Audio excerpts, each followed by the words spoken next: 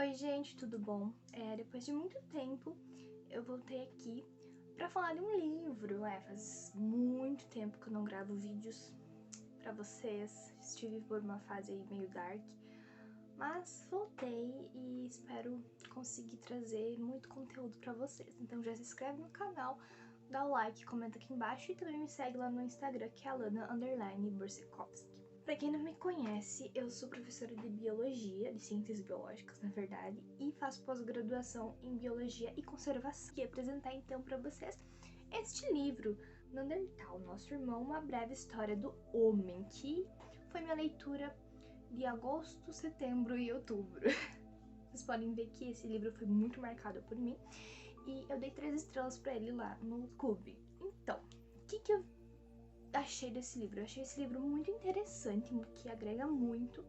Ele fala com detalhes riquíssimos. Ele foi escrito pela Sylvana Condemi, que é uma paleontologista, e pelo François Savatier, que é um jornalista, mas super contribuiu. É um livro assim, ó, se você quer detalhes, esse é o livro. Ele conta assim tudo que a ciência já conhece sobre o Homo neanderthalis e também faz relações muito significativas com o Homo sapiens. Eles têm um outro livro também que é sobre os sapiens, que será uma das minhas próximas leituras, e assim que eu concluir eu vou trazer pra vocês. Então, quem já viu vídeos desse formato aqui no meu canal, eu geralmente leio as minhas marcações pra vocês, pra sei lá, despertar um interesse, enfim. Quem já me conhece aqui no canal já sabe que eu me mudei pelo lugar, então se tiver um pouquinho virada assim a câmera, é as gambiarras que a gente faz.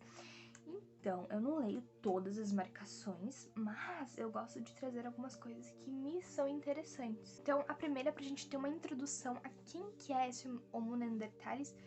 A história evolutiva dos neandertais, portanto, é europeia e muito longa. A espécie viveu e se diversificou durante os 400 mil anos do Pleistoceno, o período geológico que começou há cerca de 2,6 milhões de anos e terminou há meros 12 mil anos atrás, que 12 mil anos atrás, se a gente for ver no tempo histórico, é aqui do lado.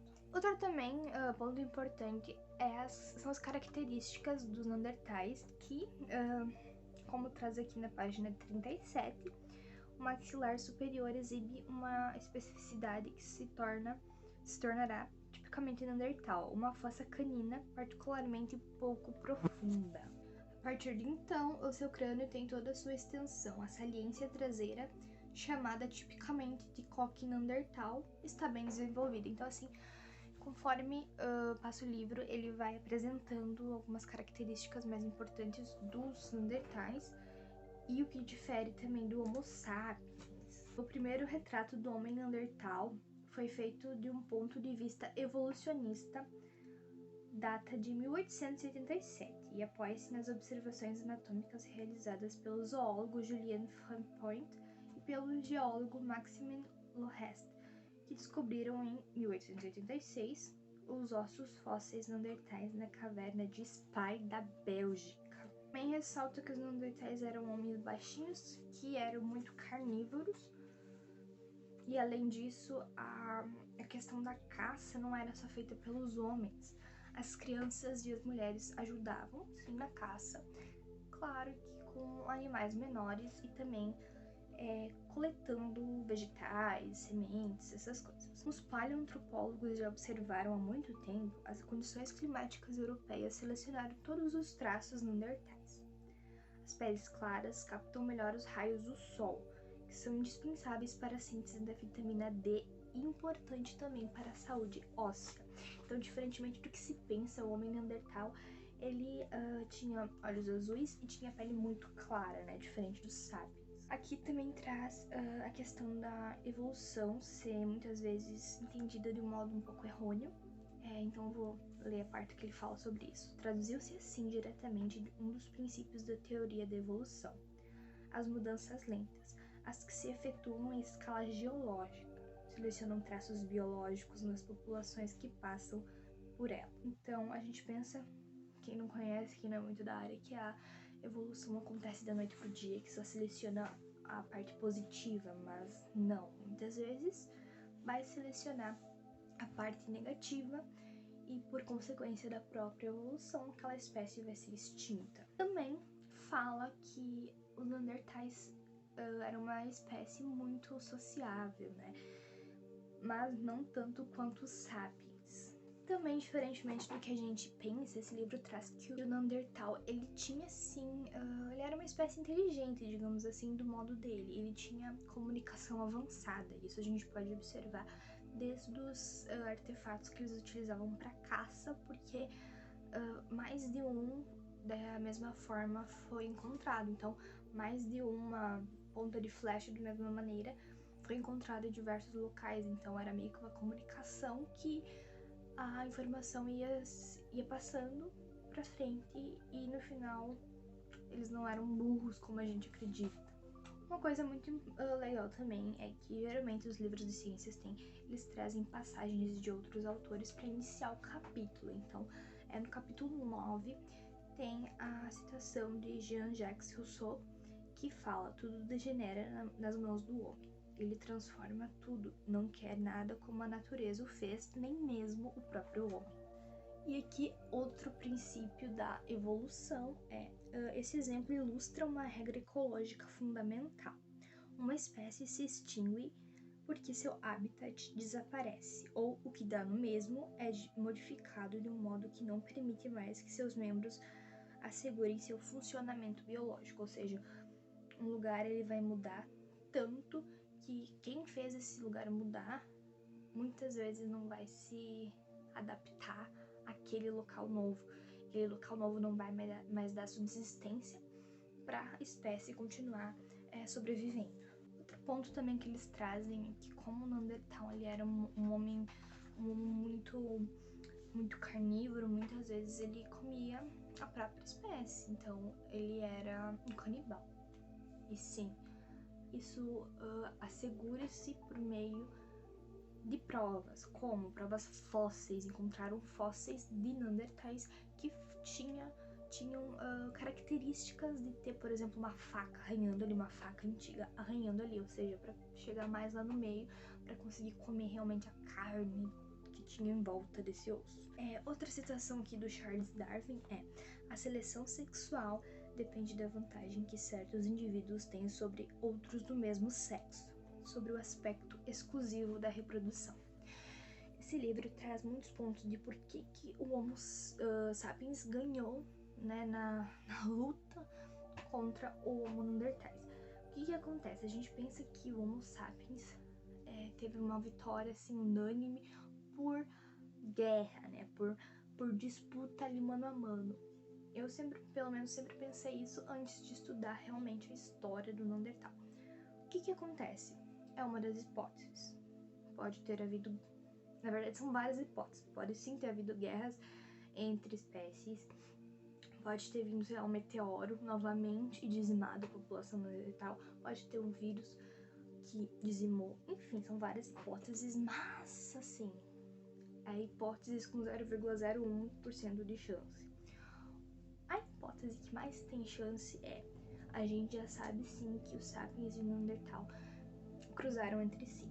Por quê? Porque a gente ainda tem no DNA humano características e porcentagens do DNA dos Neandertais.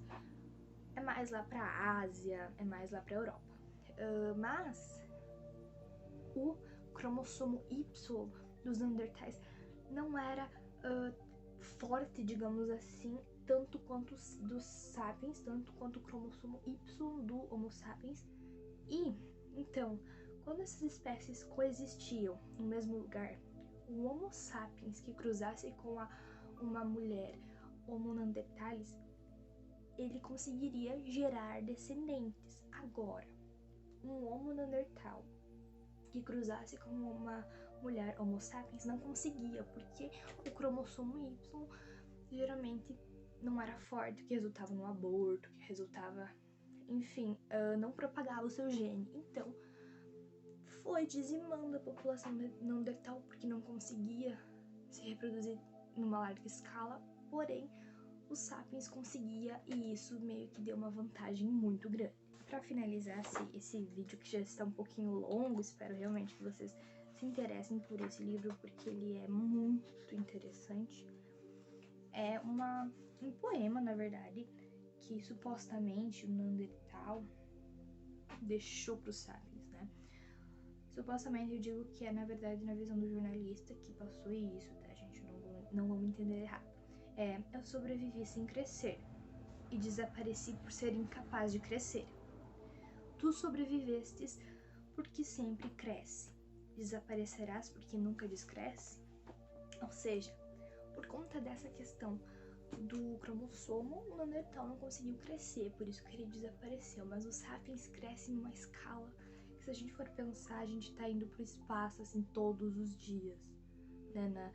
No pensamento da humanidade, a gente tá indo pro espaço todo santo dia. Então, será que a nossa espécie não vai desaparecer por conta disso? Então, assim, quando a gente pensa, quem tem uma visão mais...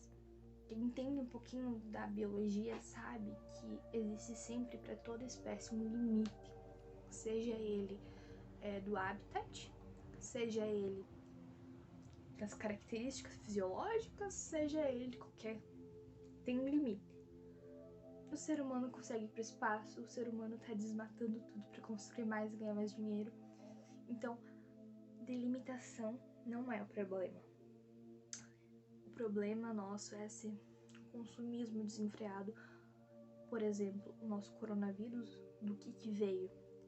Veio lá de uma alimentação que não era própria para o ser humano, né? Uma das teorias, é a mais aceita, que não era própria para o ser humano. E isso resultou num vírus mortal que já existia coronavírus. Então, assim, a gente já tem esses resquícios lá de trás de um vírus que foi se adaptando e agora chegou na humanidade. Será que essa não é a nossa dizimação?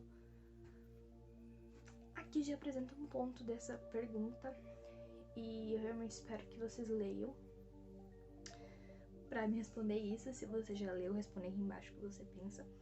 E, enfim, ademais, gostei muito desse livro. Foi um livro que eu consegui estudar de uma forma legal. E eu recomendo se você quiser ler algo biologicamente aprovado por mim. Então é isso aí, se inscreve no canal, deixa o seu like, comenta aqui embaixo alguma coisa. E me segue nas redes sociais que estarão linkadas aqui embaixo. Tchau, tchau!